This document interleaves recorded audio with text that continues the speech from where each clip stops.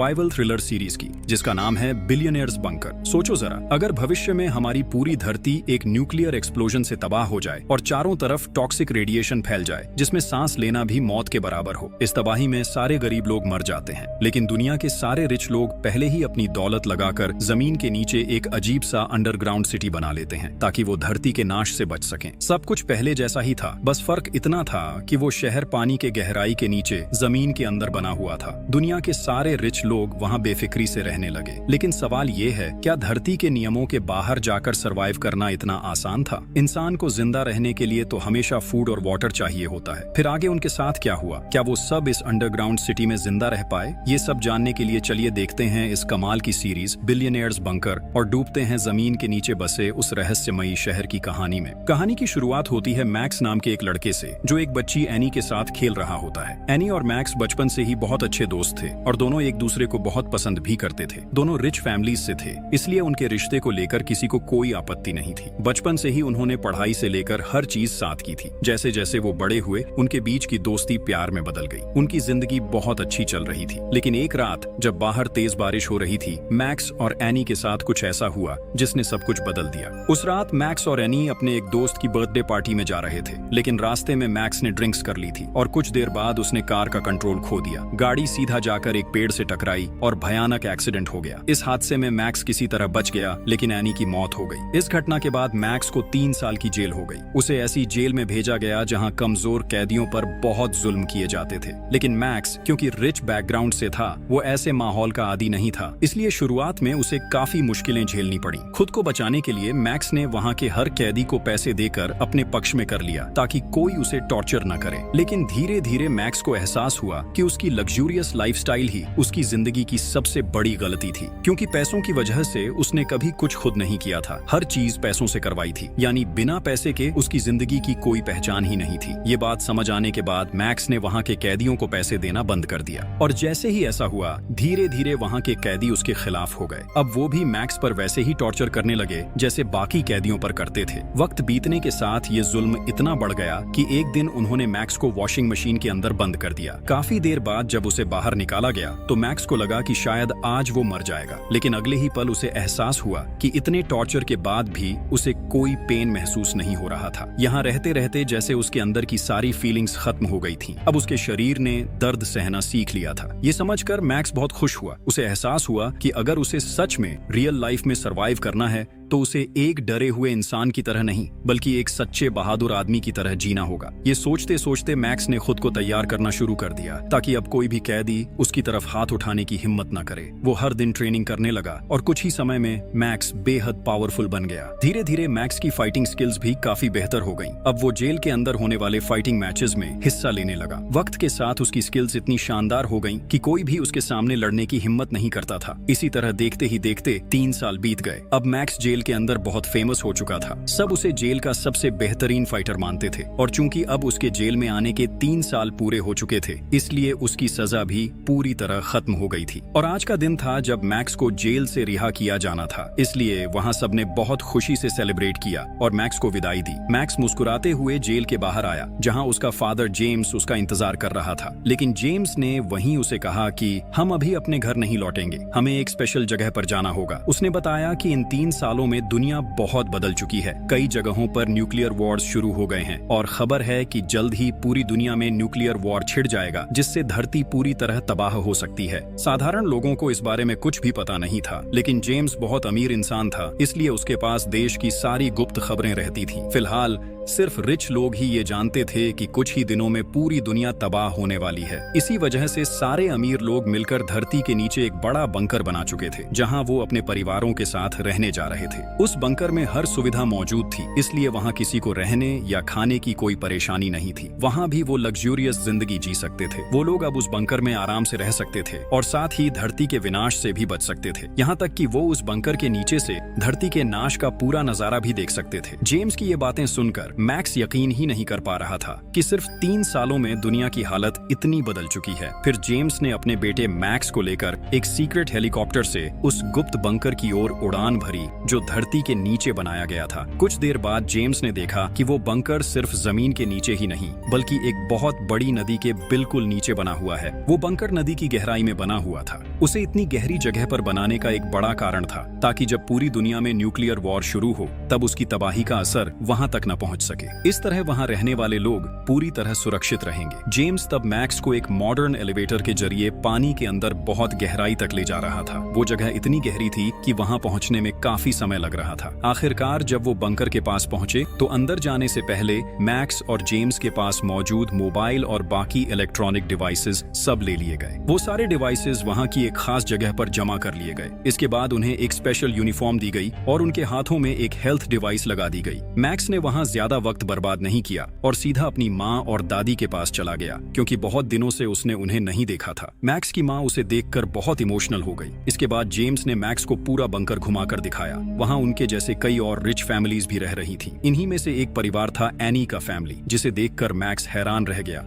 Max जब any के पिता को देखता है तो वो तुरंत उनके पास जाकर दिल से माफी मांगता है। एनी के पिता उसे धैर्य देते हैं और कहते हैं कि उन्होंने उसे बहुत पहले ही माफ कर दिया था। इसके बाद एनी के पिता मैक्स और उसके परिवार को उसी दिन रात के डिनर पर अपने साथ इनवाइट करते हैं। उस रात दोनों फैमिलीज बहुत दिनों बाद साथ बैठकर डिनर करती हैं और माहौल बेहद खुश होता है। लेकिन वहाँ हम एनी की बहन एना को भी देखते हैं। एना अब तक मैक्स से बहुत नाराज थी क्योंकि उसी की वजह से उसकी बहन एनी की मौत हुई थी। एना उसे बहुत प्यार करती थी, इसलिए वो अपनी आंखों के सामने मैक्स को बिल्कुल बर्दाश्त नहीं कर पा रही थी। उसी समय वहां एक महिला केसी आती है जो अपने टीम के साथ मौजूद थी। दरअसल केसी ही इस पूरे बंकर की ओनर थी। सभी रिच लोग उसे पैसे देकर इस बंकर में अपने सीट्स बुक करवा चुके थे। केसी वहां मौजूद सब लोगों को अपने टीम मेंबर्स से मिलवाती है और फिर सबकी ओर देखकर कहती है, आप सब वाकई बहुत भाग्यशाली हैं क्योंकि आपको यहाँ रहने का मौका मिला है। अगर आप बहुत अमीर न होते तो इस जगह की बुकिंग करना नामुमकिन था। इसलिए आप सब शायद न्यूक्लियर वॉर में धरती के नाश के समय मर जाते, लेकिन मेरे इस बंकर की वजह से आप सब बच जाएंगे। साथ ही पूरी धरती के खत्म हो जाने के बाद भी आप यहाँ आराम से सरवाइव कर पाएंगे। केसी की इन बातों से वहाँ मौजूद सब लोग सहमत हो जाते हैं। फिर उसी रात दिखाया जाता है कि एना एक जगह एक्सरसाइज कर रही थी। तभी वहाँ मैक्स उसके पास आता है। मैक्स वहीं दिल से माफी मांगता है और कहता है, तुम भरोसा करो एना, तुम लोग एनी को जितना प्यार करते थे मैं भी उसे उतना ही प्यार करता था। हम बचपन से साथ बड़े हुए, बड़े होकर एक दूसरे से प्यार किया, तो क्या मैं कभी जानबूझकर चाहूंगा कि मेरी पसंदीदा इंसान मेरी जिंदगी से चली जाए? उस दिन की सारी घटना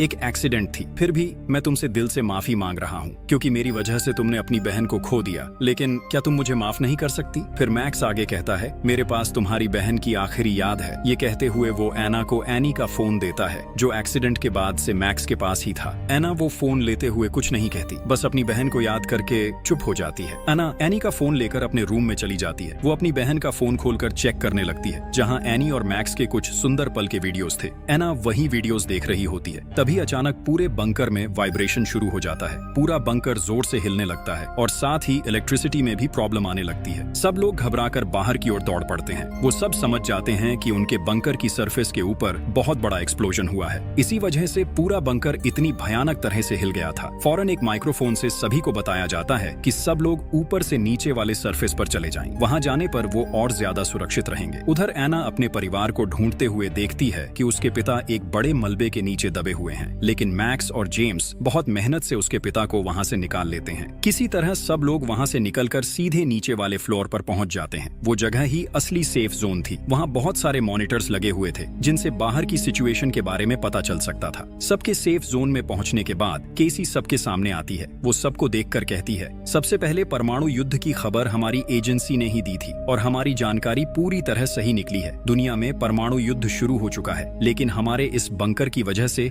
आप सब अभी भी सुरक्षित हैं। केसी इसके बाद वीडियो फुटेज दिखाने लगती है। केसी मॉनिटर्स के जरिए सबको बाहर की स्थिति दिखा रही होती है, कैसे बाहर की दुनिया धीरे धीरे तबाह हो रही है। वहां मौजूद सभी लोग लगभग पूरा एक दिन सेफ जोन के अंदर ही गुजार देते हैं। फिर जब हालात कुछ शांत हो जाते हैं, यानी चारों तरफ के एक्सप्लोजन्स रुक जाते हैं, तब केसी अपनी एक स्पेशल टीम को बुलाती है। वो उन्हें स्पेशल सूट पहनाकर बाहर की दुनिया में भेज देती है ताकि वो जाकर देख सकें कि वहां की स्थिति अब कैसी है और जो कुछ भी वो देखेंगे उसे यहाँ सबको दिखाया जा सके। वहाँ फुटेज में दिखता है वाकई में पूरी दुनिया तबाह हो चुकी थी। चारों ओर सिर्फ धूल ही धूल दिख रही थी। परमाणु बम की टॉक्सिक रेडिएशन चारों तरफ फैल चुकी थी। अगर कोई बिना सही प्रोटेक्शन के बाहर जाएगा तो उसकी मौत पक्की है। अब कैमरे में दिखता है लूकस नाम का एक मेंबर, वो अपनी स्पेशल टीम में था। वो एक कार का इंजन चेक कर रहा था, तभी उसने एक लोहे का टुकड़ा देखा। वो उसे हाथ से छू लेता है। फौरन उसके ग्लव्स पिघल जाते हैं और उसका हाथ बुरी तरह जल जाता है। इससे वहाँ का माहौल और भी खतरनाक लगने लगता है। लूकस दर्द से पागलों की तरह इधर उधर भागने लगता है। मतलब रेडिएशन की मात्रा वहाँ इतनी ज्यादा थी कि लोहा तक आग की तरह गर्म हो गया था। लूकस की हालत देखकर बाकी टीम मेंबर्स उसे जल्दी से लेकर बंकर के अंदर आ जाते हैं। अब सब लोग इसी बात को लेकर आपस में चर्चा करने लगते हैं, क्योंकि बाहर की दुनिया में बहुत खतरनाक रेडिएशन फैल चुका है। अब चाहे भी तो कोई बाहर नहीं जा सकता, लेकिन बंकर के अंदर भी क्या जिंदगी भर रहना मुमकिन है? कोई नहीं सोच पा रहा था कि उन्हें वहाँ कितने महीने या शायद कितने साल तक रहना पड़ेगा। सबको अब बंकर के नीचे ही रहना था। ये सोच सोचकर सब बहुत अपसेट थे। उधर केसी, जो यहाँ की ओनर थी, वो अपने लोगों के साथ लूकस की हालत देखने के बहाने बाहर निकलती है, लेकिन असल में वो एक अलग जगह पर पहुंचती है जहां वो और उसकी टीम खुशी से जश्न मना रहे होते हैं। यहीं कहानी का सबसे बड़ा ट्विस्ट सामने आता है। असल में ये सब कुछ केसी और उसकी टीम का प्लान था। उन्होंने शहर के अमीर लोगों से पैसा ठगने के लिए ये पूरा मास्टर प्लान बनाया था। केसी और उसकी टीम चाहती थी कि वो इन अमीर लोगों को जिंदगी भर के लिए बंकर में बंद रखे, ताकि बाहर की दुनिया में जो उनकी प्रॉपर्टीज हैं उन सब पर वो कब्जा कर सके। क्योंकि बंकर में आने से पहले ही उन्होंने हर एक से कुछ जरूरी पेपर्स पर साइन करवाए थे। केसी ये अच्छी तरह जानती थी कि इतने अमीर लोगों को बेवकूफ बनाना आसान नहीं होगा, इसलिए उसने अपनी पूरी टीम के साथ मिलकर एक जबरदस्त प्लान बनाया। सबसे पहले उन्होंने शहर के अमीर लोगों के बीच एक झूठी खबर फैलाई कि कुछ ही दिनों में दुनिया तबाह होने वाली है। फिर उन्होंने ये बंकर बनाया और उसके अंदर वो वहाँ कई सिमुलेशन सिस्टम्स बना लेते हैं। साथ ही उन्होंने बंकर की सरफेस पर खुद ही बॉम्ब सेट कर रखे थे, ताकि वो उन बॉम्ब्स को ब्लास्ट करवाकर बंकर में दहशत पैदा कर सकें। लेकिन ये विस्फोट ऐसे तरीके से किया गया था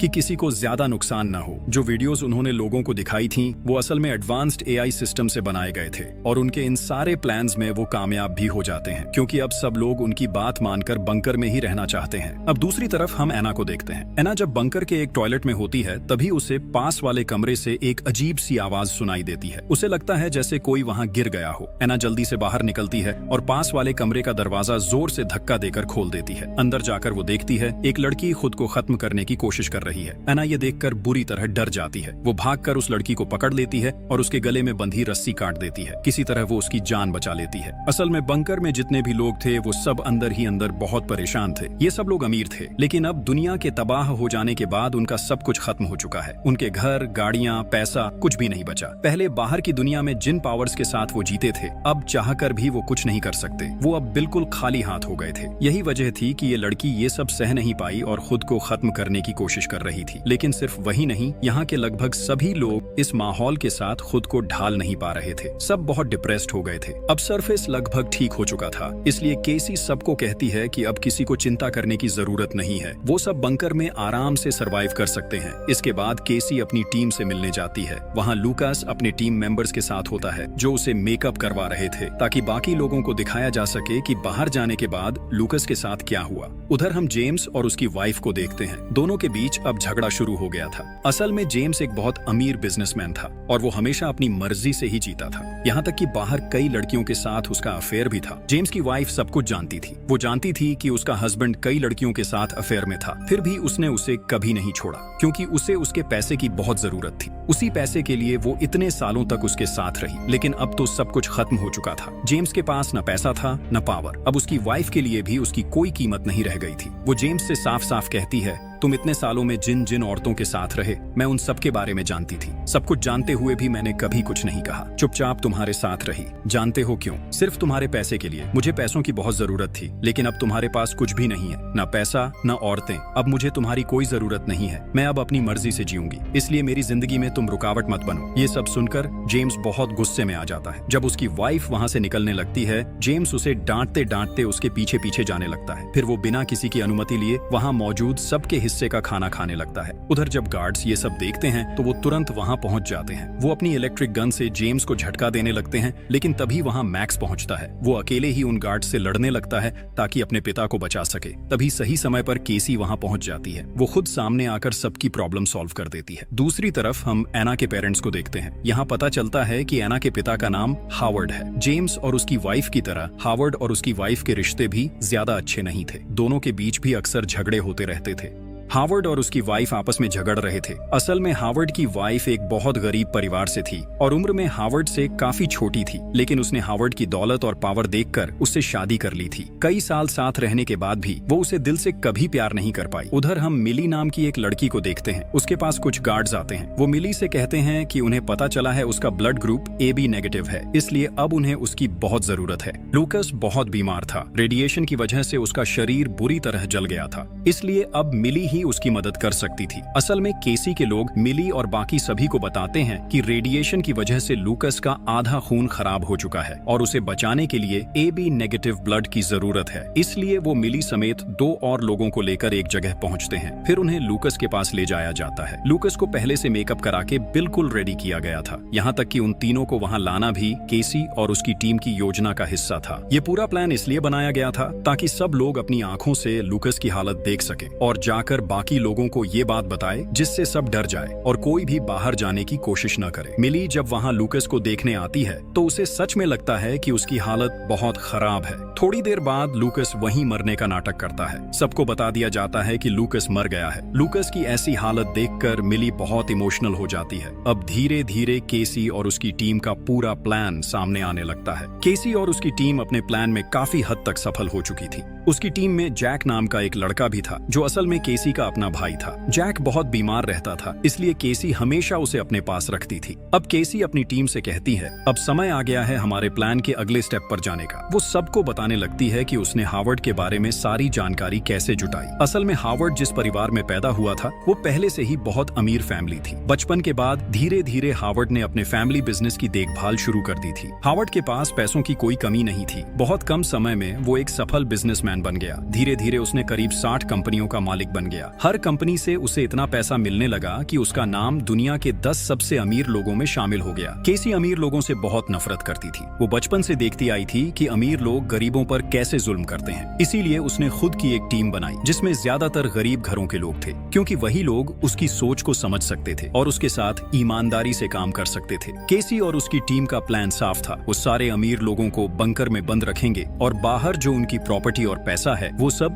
गरीबों में बांट देंगे, ताकि अमीर और गरीब के बीच का फर्क थोड़ा कम हो जाए और गरीब लोगों को अब कभी छोटा महसूस न करना पड़े। केसी को पता था कि अगर वो दुनिया के खत्म होने का प्लान बनाएगी तो अमीर लोग कभी गरीबों के बारे में नहीं सोचेंगे, वो सिर्फ अपने आप को बचाने की कोशिश करेंगे। इसलिए केसी और उसकी टीम ने सबसे पहले हावर्ड को निशाना बनाया। उनका प्लान था कि हावर्ड की सारी प्रॉपर्टी और पैसा गरीब लोगों में बांट दिया जाए। अब उन्हें ये पता लगाना था कि हावर्ड का पैसा कहाँ कहाँ रखा है, तो उन्होंने उसी के हिसाब से अपना काम शुरू कर दिया। केसी सबको बुलाकर कहती है, दुनिया अब पूरी तरह खत्म हो चुकी है। हमारे पास अब बहुत कम खाना और पानी बचा है, लेकिन कल रात जेम्स ने बिना किसी की अनुमति के सबके हिस्से का खाना खुद ही खा लिया। इसलिए अब से सबको थोड़ा थोड़ा खाना मिलेगा, वरना बहुत जल्दी हमारा सारा स्टॉक खत्म हो जाएगा। असल में केसी ये बातें इसलिए कह रही थी ताकि सब लोग सिचुएशन को और ज्यादा सीरियस समझें। वो चाहती थी कि सबको सच में लगे कि दुनिया तबाह हो चुकी है और अब उन्हें अपने खाने पानी को लेकर बहुत सावधानी से जीना होगा।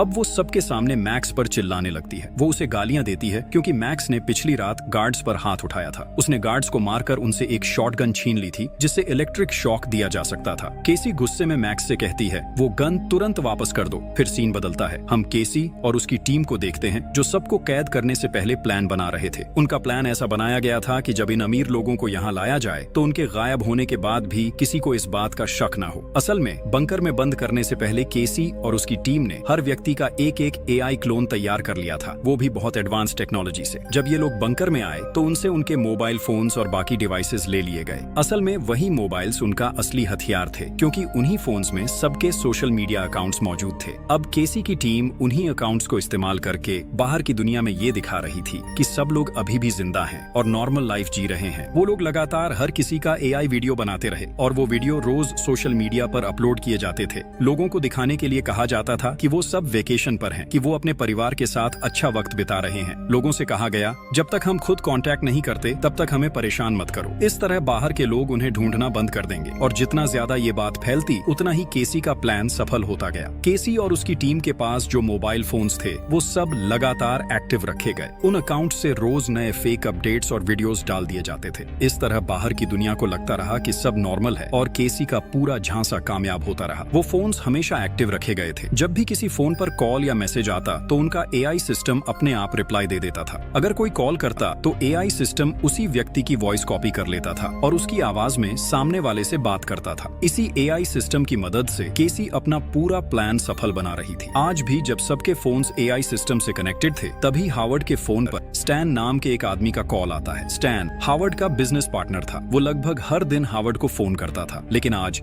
स्टैन हावर्ड पर बहुत गुस्सा था क्योंकि हावर्ड के साथ उसका एक बहुत इंपॉर्टेंट डील चल रहा था। वो वीडियो फुटेज के जरिए हावर्ड से कहता है, तुम इतने जिम्मेदार कैसे नहीं हो सकते? तुम जानते हो हमारी ये डील कितनी इंपॉर्टेंट है। तुम तुरंत मुझसे मिलो, वरना चाहे तुम पृथ्वी के किसी भी कोने में हो, मैं तुम्हें ढूंढ कर निकाल ही लूंगा। स्टैन की ये बातें सुनते ही केसी और उसकी टीम थोड़े चिंतित हो जाते हैं क्योंकि उन्हें समझ नहीं आ रहा था कि इस बार स्टैन को कैसे हैंडल किया जाए। अब हम बंकर के सभी लोगों को देखते हैं। वो सब अंदर से टूट चुके थे क्योंकि किसी की जिंदगी अब ठीक से नहीं चल रही थी। सबको ये बात पता चल चुकी थी कि दुनिया के खत्म हो जाने के बाद उनका सारा धन संपत्ति भी खत्म हो गया है। अब वो सब खाली हाथ हैं। यहाँ हर फैमिली के लोग आपस में झगड़ने लगे थे। उनके रिश्ते धीरे धीरे टूटने लगे थे क्योंकि ज्यादातर रिश्ते सिर्फ पैसे के लिए बने थे। अब हालात इतने बिगड़ चुके थे कि कुछ वाइफ्स अपने हस्बैंड्स को छोड़ रही थीं और कुछ हस्बैंड्स भी अपनी वाइफ्स से दूर जा रहे थे। यहाँ तक कि बच्चे भी अब अपने माँ बाप की कद्र नहीं कर रहे थे। अब हर किसी का असली चेहरा सामने आने लगा था। कई अमीर लोगों को ये एहसास हुआ कि अब तक लोग सिर्फ उनके पैसों के लिए ही उनके साथ थे। उन्हें जो इज्जत और सम्मान मिला वो सब सिर्फ पैसे की वजह से था। असल में उनके पास अपनी कोई सच्ची पहचान नहीं थी। उधर इसी बीच केसी की टीम ने हावर्ड का एआई मॉडल तैयार कर लिया था जिसकी मदद से वो स्टैन से सीधे हावर्ड की आवाज में बात करवा सकते थे। यानी अब हावर्ड की जगह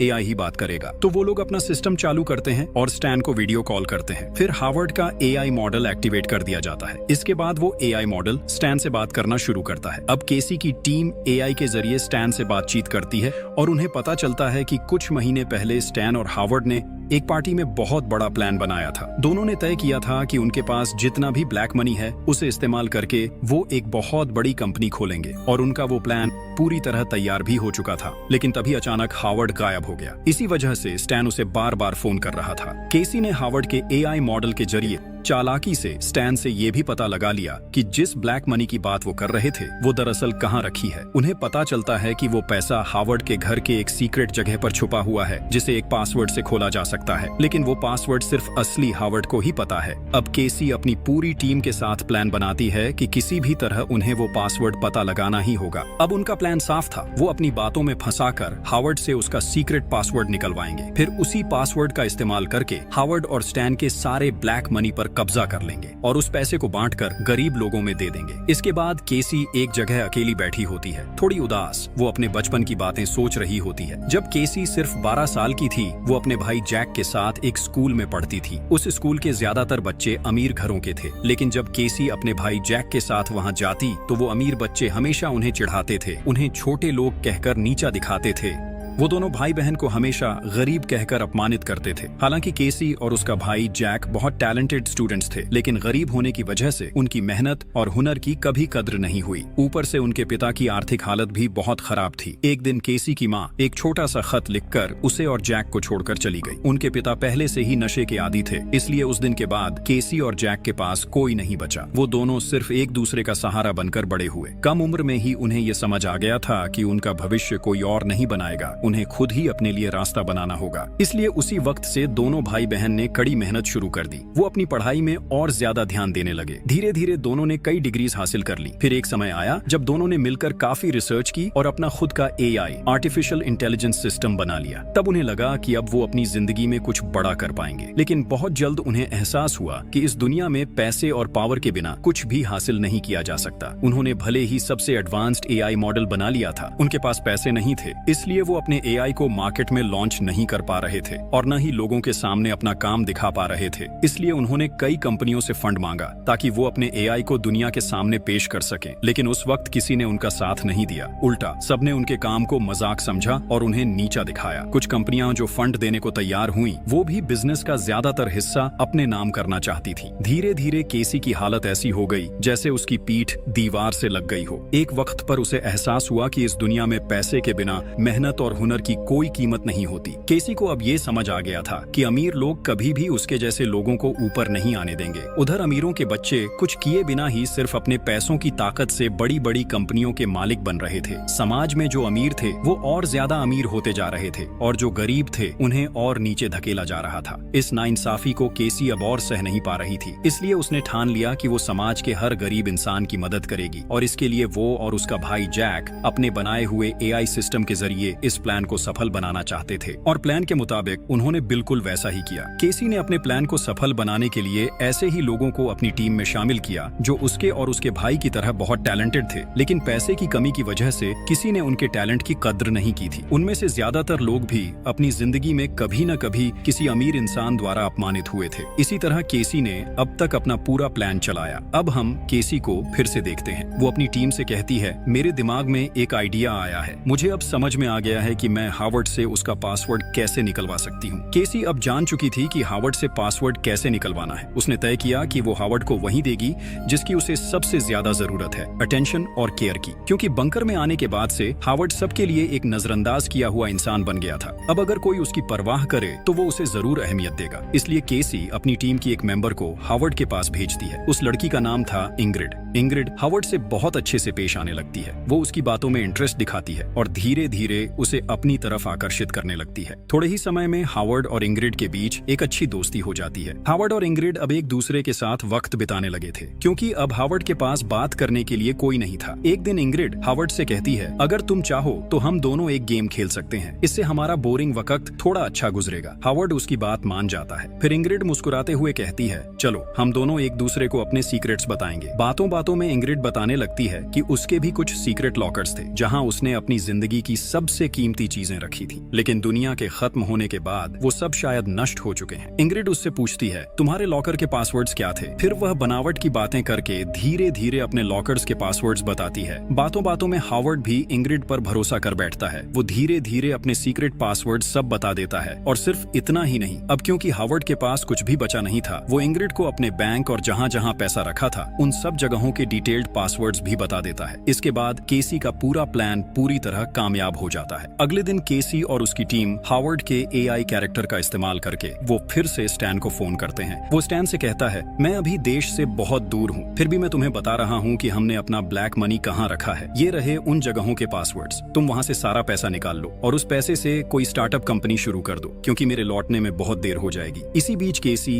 हावर्ड के एआई कैरेक्टर के जरिए स्टैन को और एक बात बहुत साफ तरीके से बता देती है, तुम खुद से कोई कंपनी मत खरीद लेना, मैं जो कंपनी का नाम बताऊंगा वही खरीद लेना। असल में ये भी केसी और उसकी टीम का एक बड़ा चालाकी भरा प्लान था। उनका मकसद था स्टैन को इस तरह मैनिपुलेट करना कि वो वही कंपनी खरीदे जिनका फैसला केसी कर चुकी है। केसी ने स्टैन को जिस कंपनी को खरीदने के लिए कहा था वो दरअसल उनकी बनाई हुई एक फेक कंपनी थी। जैसे ही स्टैन और हावर्ड का पैसा उस कंपनी में लगाया जाता, केसी और उसकी टीम चालाकी से वो सारा पैसा अपने कब्जे में ले लेते। इसी तरह सबसे पहले उन्होंने हावर्ड का पैसा हड़प लिया और फिर धीरे धीरे बंकर में मौजूद बाकी सारे अमीर लोगों का पैसा भी चुपचाप अपने कंट्रोल में लेने लगे। उधर अब हम मैक्स को देखते हैं। उसे यहाँ की हर चीज कुछ अजीब लगने लगी थी। खासकर सबके हाथों में जो ब्रेसलेट्स थे उन्हीं पर उसे शक हो रहा था, क्योंकि जब उन्हें ये ब्रेसलेट्स दिए गए थे तो कहा गया था कि ये उनकी सेफ्टी के लिए हैं। कहा गया था कि ये ब्रेसलेट्स उनकी हेल्थ कंडीशन बताने के लिए हैं। लेकिन जब मैक्स ने ध्यान से अपना ब्रेसलेट देखा तो उसे उसके अंदर एक छोटा सा माइक्रोफोन नजर आया। यानी उसी माइक्रोफोन के जरिए केसी और उसकी टीम उनकी सारी बातें सुन रही थी। ये देखकर मैक्स को बहुत शक होने लगा। इसलिए उसने तय किया कि वो बंकर के बारे में और जानकारी निकालेगा, लेकिन वो ये काम अकेले नहीं कर सकता था क्योंकि पकड़े जाने का खतरा था। इसलिए उसने फैसला किया कि वो इस काम में एना को अपना साथी बनाएगा। मैक्स अब एना से दोस्ती करना चाहता था। वो कुछ कागज के टुकड़ों पर अपनी सारी बातें लिख कर उसके पास लाता है, क्योंकि अगर वो सीधे एना से बात करता तो केसी और उसकी टीम माइक्रोफोन्स के जरिए उनकी हर बात सुन सकती थी। मैक्स एना के पास जाकर एक कागज दिखाता है जिस पर लिखा होता है, चुप रहो। एना हैरान होकर उसकी तरफ देखती है। फिर मैक्स अगले कागज पर लिखता है, है कि यहाँ आने के बाद से उसे कई बातें अजीब लगी हैं। वो ये भी बताता है कि जो ब्रेसलेट उन्हें हेल्थ डिवाइस के नाम पर दिया गया था उसके अंदर असल में एक माइक्रोफोन लगा है। मैक्स एना को बताता है कि उनकी हर बातचीत सुनी जा रही है। फिर वो ये भी कहता है यहाँ कोई भी ये बात पक्के तौर पर नहीं कह सकता कि सच में दुनिया में परमाणु युद्ध हुआ है या पूरी दुनिया तबाह हो चुकी है। जो कुछ भी हम देख रहे हैं वो सब हमें केसी और उसकी टीम ही दिखा रही है। ऐसा भी तो हो सकता है कि वो हमें धोखा दे रहे हों। मैक्स कहता है कि अगर सच जानना है तो उन्हें बहुत सोच समझकर प्लान बनाना होगा। इसके लिए उसे एना की मदद की जरूरत है। फिर मैक्स एना से कहता है तुम्हें अब मेरे साथ प्यार का नाटक करना होगा ताकि किसी को हम पर शक न हो। केसी और उसकी टीम को अब लगने लगा कि मैक्स और एना के बीच कुछ चल रहा है। उनकी पूरी टीम दोनों पर नजर रख रही थी, लेकिन वो समझ नहीं पा रहे थे कि ये दोनों आखिर किस बात पर चर्चा कर रहे हैं। उन्हें सिर्फ एक बात पर शक हुआ। कल तक एना मैक्स को देखना भी पसंद नहीं करती थी क्योंकि उसी की वजह से उसकी प्यारी बहन एनी की मौत हुई थी, और अब अचानक वो दोनों इतने करीब कैसे आ गए। उधर मैक्स एना से कहता है हमें सबसे पहले इस बंकर के सिस्टम और इलेक्ट्रिसिटी लाइंस को बंद करना होगा। मैक्स ने एक प्लान बनाया ताकि पूरा बंकर अंधेरे में डूब जाए। अंधेरे का फायदा उठाकर वो दोनों बाहर जाकर देख सकें कि सच में दुनिया तबाह हुई है या नहीं। लेकिन बाहर जाना बहुत रिस्की था, इसलिए उनके पास सेफ्टी सूट होना जरूरी था। मैक्स ने अना को काम दिया कि जब सब कुछ अंधेरा हो जाए तो वो 2 सेफ्टी सूट चुरा कर ले आए। तब तक मैक्स बंकर के सिस्टम रूम को ढूंढ लेगा। इसके बाद अपने अगले प्लान के लिए उसने अना को अपने रूम में बुला लिया। मैक्स वहां जाकर बहुत जोर से रोमांटिक म्यूजिक प्ले कर देता है ताकि वो बिना झिझक अपने प्लान के बारे में खुलकर बात कर सकें। मैक्स और आना सोचते हैं कि जल्दी ही वो इंटीमेट हो सकते हैं, इसलिए केसी की टीम उन पर ज्यादा ध्यान नहीं देगी। इसी बीच मैक्स आना को अपने कमरे में दिखाता है कि वहाँ एक सीक्रेट एग्जिट गेट है, यानी अब उन्हें बंकर के अंदर एक डिस्ट्रैक्शन बनानी होगी ताकि सारे गार्ड्स दरवाजों से हट जाएं। उनके पास एक आइडिया था। एना मैक्स से कहती है कि वो कभी केमिस्ट्री की स्टूडेंट थी, उसके पास अब कुछ केमिकल्स हैं जिनसे वो एक छोटी बॉम्ब बना सकती है और उस बॉम्ब से शायद वो डिस्ट्रैक्शन बना पाएगी। दूसरी तरफ केसी हावर्ड के एआई मॉडल ने स्टैन को कुछ कहा। स्टैन उसी बात पर सीधे बैंक जाकर उस कंपनी को देखने चला गया, लेकिन कंपनी देखकर उसे अच्छा महसूस नहीं हुआ, इसलिए उसने हावर्ड को वीडियो कॉल कर बताया कि कंपनी उसे ज्यादा पसंद नहीं आई। स्टैन की बात सुनकर केसी अपने प्लान के मुताबिक उस कंपनी में अपनी टीम मेंबर लूकस को भेजती है। वो लूकस को हावर्ड से भी बड़ा इन्वेस्टर बनाकर पेश करती है। लूकस वही व्यक्ति था जिसने पहले रेडिएशन से झुलस कर मरने का नाटक किया था। अब केसी लूकस से कहती है कि स्टैन के सामने कंपनी की रेट और शेयर्स बढ़ा चढ़ा कर दिखाए ताकि स्टैन सोचे कि कंपनी की कीमत बहुत ज्यादा है और लालच में आकर उसे खरीदना चाहेगा, क्योंकि बाद में उसे इस कंपनी से बहुत प्रॉफिट मिलने वाला है। अना अपनी प्लान पर काम करने लगती है। दूसरी तरफ मैक्स काफी खोजबीन के बाद बंकर का कंट्रोल रूम ढूंढ लेता है और वहां का सिस्टम बंद कर देता है। इससे तुरंत हावर्ड का एआई मॉडल भी बंद हो जाता है और स्टैन के साथ उसकी वीडियो कॉल भी कट जाती है। अब स्टैन समझ नहीं पा रहा था कि उसे उस कंपनी को खरीदना चाहिए या नहीं। कुछ देर बाद मैक्स और आना अपने प्लान के मुताबिक सारे सिस्टम्स फिर से चालू कर देते हैं क्योंकि उनका प्लान पूरा हो चुका था। सभी सिस्टम्स के दोबारा एक्टिवेट होते ही केसी हावर्ड के एआई मॉडल के जरिए फिर से स्टैन से संपर्क करती है, क्योंकि तब तक स्टैन कंपनी खरीदे बिना वापस लौट रहा था। अब केसी हावर्ड के एआई मॉडल के जरिए स्टैन से कहती है तुम मुझ पर पूरा भरोसा कर सकते हो, जल्दी से कंपनी खरीद लो, मैं तो तुम्हारे साथ ही हूँ। हावर्ड की बात सुनकर स्टैन आखिरकार कंपनी खरीदने का फैसला कर लेता है। उधर मैक्स और आना ने अपना बॉम्ब सेट कर लिया था। अब वो दोनों उसके फटने का इंतजार कर रहे थे, क्योंकि बॉम्ब फटते ही गार्ड्स का ध्यान भटक जाएगा और तभी उन्हें बाहर निकलने का मौका मिलेगा। वहां आना और मैक्स एक दूसरे के बहुत करीब थे। आना को देखकर मैक्स बहुत इमोशनल हो गया। मैक्स को आना में अपनी गर्लफ्रेंड एनी की झलक दिख रही थी। वो आना से कहता है जानती हो आना, मैं तुम्हारी बहन एनी को अपनी जिंदगी से भी ज्यादा प्यार करता था और आज भी करता हूँ। शायद चाहकर भी मैं उसे कभी नहीं भूल पाऊँ। जब भी मैं तुम्हें देखता हूँ मुझे एनी की याद आने लगती है। तुम्हारे अंदर मैं उसी को देखता हूँ। तुम पास होती हो तो लगता है जैसे एनी मेरे पास ही है। मैक्स की ये बातें सुनकर आना समझ जाती है कि शायद मैक्स उसे अपने दिल की बात बताना चाहता है। हालांकि एना पहले ही मैक्स को माफ कर चुकी थी, लेकिन फिर भी आना अपने बहन के बॉयफ्रेंड के साथ किसी भी रिलेशनशिप में नहीं जा सकती थी। इसलिए उसने मैक्स को साफ साफ कह दिया कि अगर उसके मन में कुछ और है तो उसे अब भी वहीं खत्म कर दे। उधर केसी और उसकी टीम का ध्यान अब पूरी तरह स्टैन पर था, इसलिए वो मैक्स और आना की तरफ ज्यादा ध्यान नहीं दे रहे थे। अब केसी स्टैन को बैंकॉक में रोकने के लिए अपनी एक और साथी इंग्रिड का इस्तेमाल करती है। इसी इंग्रिड के जरिए उसने हावर्ड से उस कंपनी के सारे कोर्ट डॉक्यूमेंट्स डॉक्यूमेंट्स और डिटेल्स हासिल की थी। प्लान के मुताबिक इंग्रिड अब स्टैन से दोस्ती करके उसके करीब आने लगती है। इंग्रिड के माता पिता उसे छोड़कर विदेश जा रहे थे, जो दरअसल उनके प्लान का ही हिस्सा था। जब स्टैन को ये बात पता चलती है तो वो इंग्रिड की खूबसूरती से प्रभावित होकर कहता है कि वो उसका ख्याल रखेगा। स्टैन फिर इंग्रिड के साथ ड्रिंक्स लेकर पार्टी करने लगता है। प्लान के मुताबिक इंग्रिड अब स्टैन के बहुत करीब आ जाती है। वो स्टैन से कहती है कि जिस कंपनी को वो खरीदने जा रहा है वो बहुत अच्छी कंपनी है, इसलिए उसे देर नहीं करनी चाहिए। अगर वो देर करेगा तो कोई और उस कंपनी को खरीद सकता है। स्टैन ये सुनकर और देर नहीं करता और तुरंत पैसे ट्रांसफर करने की तैयारी करने लगता है। स्टैन जैसे ही पैसे भेजने वाला होता है, थोड़ी देर बाद दिखता है कि सारे पैसे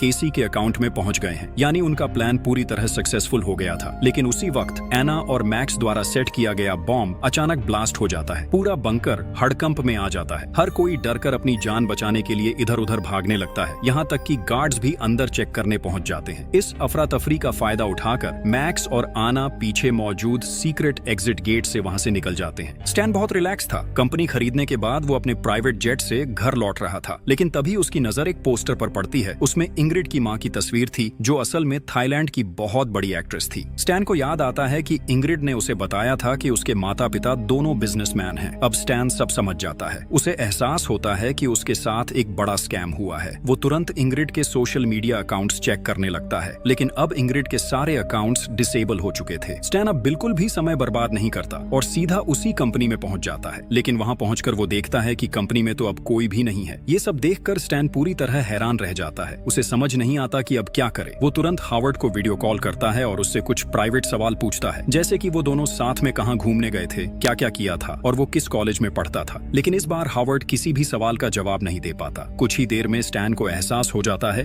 कि जिस हावर्ड पर वो इतने दिन से भरोसा कर रहा था वो असली हावर्ड नहीं है। स्टैन को अब पूरी सच्चाई समझ आ जाती है। जिससे वो इतने दिन बात कर रहा था वो असली हावर्ड नहीं बल्कि उसका एक एआई कैरेक्टर था। उसी एआई का इस्तेमाल करके स्कैमर्स ने उसे पूरी तरह बर्बाद कर दिया था। उधर केसी और उसकी टीम का पहला मिशन पूरी तरह सक्सेसफुल हो चुका था। उन्होंने हावर्ड और उसके दोस्त दोनों के पैसे हड़प लिए थे। अब उनका अगला लक्ष्य था धीरे धीरे बाकी सभी मेंबर्स को भी ऐसे ही ट्रैप में फंसाना। इसलिए वो लोग अपने अगले प्लान की तैयारी करने लगते हैं। वहीं दूसरी तरफ एना और मैक्स तब तक सेफ्टी सूट पहनकर बंकर के मेन डोर तक पहुंच चुके थे। अब वो दोनों आखिरकार जानने वाले थे कि दुनिया सच में ठीक है या सब कुछ खत्म हो चुका है। अब सब कुछ साफ हो चुका था। केसी और उसकी टीम ने उनके साथ बड़ा स्कैम किया था। अब मैक्स और आना को पूरा यकीन था कि वो लोग केसी के खिलाफ कार्रवाई कर पाएंगे और सब अपने नॉर्मल लाइफ में वापस लौट सकेंगे। ये सोचते हुए मैक्स धीरे धीरे बंकर का दरवाजा खोलता है। जैसे ही दरवाजा खुलता है सूरज की शुद्ध रोशनी उसके चेहरे पर पड़ती है। मैक्स हैरानी से बाहर की तरफ देखता रहता है, क्योंकि बहुत लंबे समय बाद उसने बाहरी दुनिया की रोशनी देखी थी। और इसी थ्रिलिंग एंडिंग के साथ कहानी यहीं खत्म हो जाती है।